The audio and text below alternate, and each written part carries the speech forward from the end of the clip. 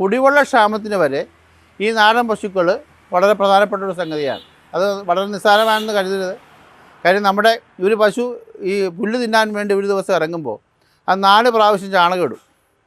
ഈ ചാണകത്തിൽ ഒരു സൈസ് നിങ്ങൾ കണ്ടു കാണും, പിന്നെ ആദ്യം ഒരു മണ്ണ് വന്ന് മൂടും. അത് കഴിഞ്ഞ് അതിനകത്തൊരു പണ്ടുണ്ടാകും, ഡഗ് ബീറ്റിൽ എന്നാണ് പറയുക. ഈ ഡഗ് ബീറ്റിൽ ഒരു 100-100-നടുത്ത് ഉള്ള ഡഗ് ബീറ്റിൽ ഒരു പ്രാവശ്യം ചാണകത്തിലുണ്ടാകും. ഈ ഡഗ് ബീറ്റിൽ ഏകദേശം 10 മീറ്ററോളം താഴേക്ക് കുഴി കുഴിച്ചിട്ടാണ് ഈ ചാണകം ഉരുളാക്കി കൊണ്ടുപോകണേ.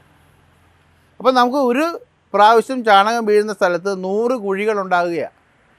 ഈ കുഴികൾ ഉണ്ടായിക്കഴിഞ്ഞുള്ള ഗുണം, മഴക്കാലത്ത് ഈ മഴവെള്ളം ആ കുഴികളിലേക്ക് ഇറങ്ങുമ്പോൾ ഈ മണ്ണിൻ്റെ വാട്ടർ ഹോൾഡിങ് കപ്പാസിറ്റി കൂടും.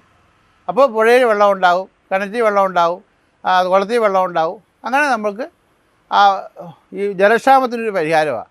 ഇവിടെ ഉണ്ടായിരുന്നത് വെച്ചൂർ കാളയാണ് ഉണ്ടായിരുന്നത്, അതുപോലെ കാസർഗോഡ് കുള്ളം കാളകളാണ് ഉണ്ടായിരുന്നത്.